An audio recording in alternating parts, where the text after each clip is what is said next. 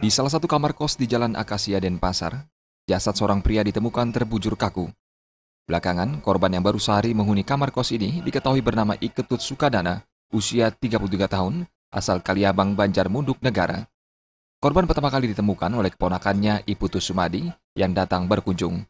Ia curiga saat menggedor pintu kamar, sang paman yang baru kehilangan istri akibat bunuh diri tidak kunjung keluar. Saya pas dari rumah, dari kos saya di Peguyangan, sampai di sini pintu kamarnya itu terkunci, gitu, terkunci. Terus saya buka, mau buka dari luar, ternyata dia dikunci dari dalam. Saya minta kunci duplikatnya sama ibu kosnya, gitu aja kemarin. Terus saya bisa buka, masuk, ternyata dia udah kaku. Gitu. Tim forensik Polresta Denpasar yang melakukan olah TKP tidak menemukan tanda-tanda kekerasan pada tubuh korban. Meski demikian, petugas tetap melakukan penyelidikan.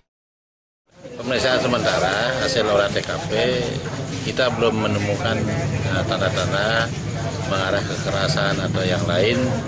Namun sementara tetap kita melakukan penyelidikan karena menurut informasi ini anaknya kan baru kemarin masuk di sini.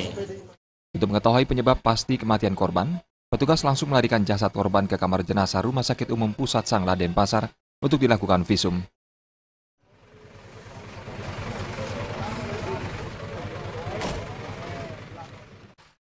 Raiswantara, Bali TV.